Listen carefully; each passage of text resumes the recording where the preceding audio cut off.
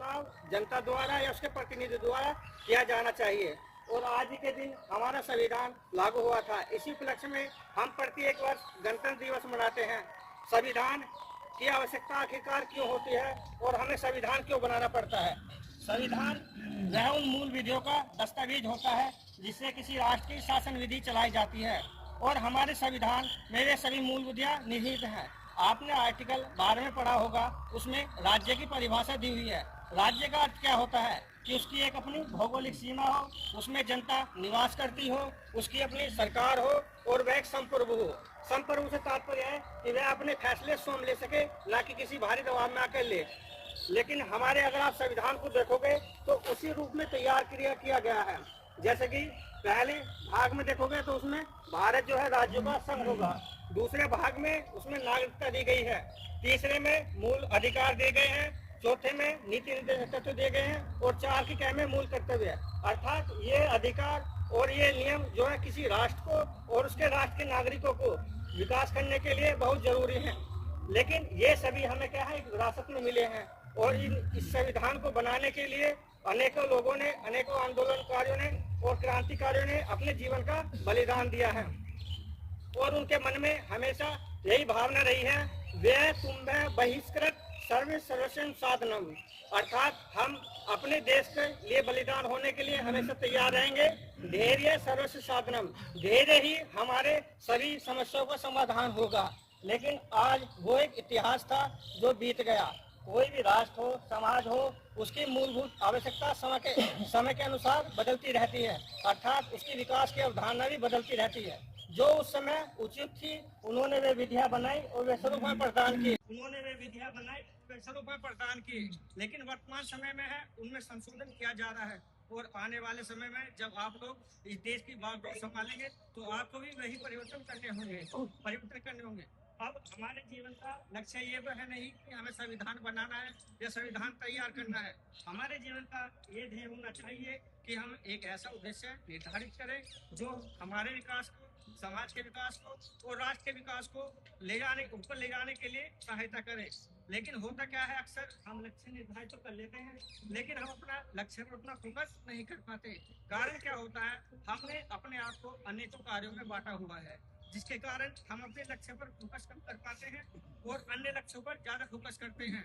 और इसके पीछे होता है हमारे मन की चंचलता। इसे नियंत्रण करना इतना आसान नहीं होता। लेकिन गीता में गीता में उपदेश दिया गया है। श्री कृष्ण भगवान अर्जुन से कहते हैं, असंशय महाबाहो मनोदूनी ग्रह चलन, असंशय महाबाहो मनोदूनी ग्रह चलन, अभ्यासेन तु गुणते वैराग्येन च ग्रहते। हे अर्जुन, मन को वश में करना इतना आसान नहीं है। मन बहुत चंचल है, लेकिन अभ्यास से और वैराग्य से उसे मन में वश किया जा सकता है। आपने इतिहास में पढ़ा भी होगा वैदिक सभ्यता के बारे में। वैदिक सभ्यता में क्या था, उसमें हमारे जीवन को 4 आश्रमों में विभाजित किया गया था। वे आश्रम, पहला था ब्रह्मचर्य आश्रम, दूसरा था गृहस्थाश्रम, तीसरा वानप्रस्थ और चौथा संन्यास आश्रम। ये इन सभी आश्रमों की स्थापना हमारे जीवन की सार्थकता और जीवन की महत्ता को बनाए रखने के लिए और समाज को बुनियादी एक ढांचा देने के लिए बनाए गए थे। लेकिन वर्तमान परिस्थिति क्या हो चुकी है, जब हमारी आयु ब्रह्मचर्य आश्रम की होती है तो हम गृहस्थाश्रम के बारे में ज्यादा सोचने लगते हैं और जब हम गृहस्थाश्रम में पहुंचते हैं तो हमें अपना लक्ष्य प्राप्त हो नहीं पाता और फिर ब्रह्मचर्य आश्रम के बारे में सोचने लगते हैं। इस सभी को मैं आपको एक उदाहरण के माध्यम से समझाना चाहूंगा। देखिए, आपने मक्खन देखा होगा और मक्खन जो है दही से प्राप्त होता है, लेकिन वह दही झूठी तू रखी रहे तो उससे मक्खन निकालना आसान नहीं है। मक्खन हमें कब प्राप्त होगा, जब उसे मथना होगा, मथने के बाद तो हमें मक्खन मिलेगा। यही आशय हम सभी से है, मतलब सारी संभावनाएं सब हमारे भीतर है। जो भी हमें उन्हें जो है हमें मथना है और उन्हें निखारना है। उनके माध्यम से हमें अपने लक्ष्य प्राप्त करना है। विद्यार्थी के मुख्यतः 5 लक्षण बताए गए हैं, राग, चेष्टा, वको, ध्यान, स्वान, निंद्रा, अल्पारी और गृह त्यागी। मैं लास्ट वाले पर बात करना चाहूंगा क्योंकि हम सभी अपने घर परिवार को त्याग कर, उन सभी सुख सुविधा को त्याग कर इस होटल में रह रहे हैं और रबुस्तर में रह रहे हैं, इसलिए कि हम क्या है अपनी मंजिल को आसानी से प्राप्त कर सके। ऐसा नहीं है कि हमें घर सफलता नहीं मिलेगी, लेकिन चिंतन और मनन हमेशा एकांत में ही अच्छा होता है। इसलिए हम सब अपने यहाँ घर त्याग कर इस हॉस्टल में रह रहे हैं और अपने लक्ष्य की ओर अग्रसर हो रहे हैं। और इस हॉस्टल में मैं वार्डन साहब और अध्यक्ष साहब का बहुत धन्यवाद करना चाहूंगा, क्योंकि उन्होंने हमें ऐसा माहौल दिया कि हम हमारी पढ़ाई में कोई भी बाधा उत्पन्न ना हो और हमारे विकास के लिए वे जरूरी भी हों। और यहाँ पर आपने देखा भी होगा, स्वच्छ वातावरण है, लाइट की व्यवस्था है, पानी है और लाइब्रेरी है। और अगर आप और भी ज्यादा प्रेरणा ले रही हो तो विगत वर्षों में जितने इस हॉस्टल में कार्य किए गए हैं उतने कार्य शायद पीछे ना किए गए हो, आपके सामने संज्ञान में भी होगा।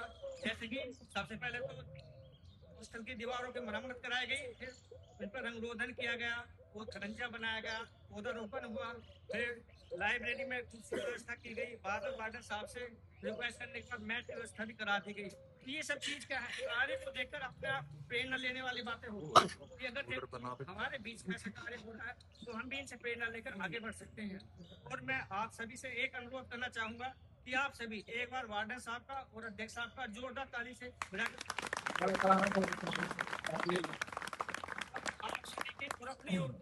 अपनी ओर से वार्डन साहब को और अध्यक्ष साहब को एक तिरंगा रूपी माला पहनाकर उन्हें इससे सम्मानित करना चाहिए। और क्या कहने, ले भैया कमेटी में हो जाएगा। मुझे लग रहा है यो न्यूजीलैंड सचिव के पद पर बहुत बढ़िया। हम तो गलत तैयारी कर रहा हूँ, हम तो नेता ला गए। स्पीच बढ़िया दे रहा, तो बोल दो, स्पीच तो बढ़िया दे रहा। भारत माता की जय बोल दो बाबा, अरे भारत माता की जय बोल दो, जम्मा बोल दो। बाबा भी तो जाओगे भी, बाबा नहीं जाने। हाँ नहीं नहीं बाबा जाएगा, ये ना कह रहे जाओ बाबा को भेजे जरूर। दो शब्दों के बाद मैं अपनी वाणी को बढ़ान दूंगा। देखिए, मैं वार्डन साहब और अध्यक्ष साहब से रिक्वेस्ट करना चाहता हूँ कि जो बच्चे भी लाइब्रेरी में पढ़ते हैं वहाँ स्वच्छ पानी की व्यवस्था नहीं है, या तो उन्हें पानी लेने बाहर जाना पड़ता है या फिर अंदर आना चाहता है। उनसे विनम्र आग्रह है कि अब यहाँ पानी के आरोग्य की व्यवस्था करवा दे तो उनका बहुत बहुत धन्यवाद।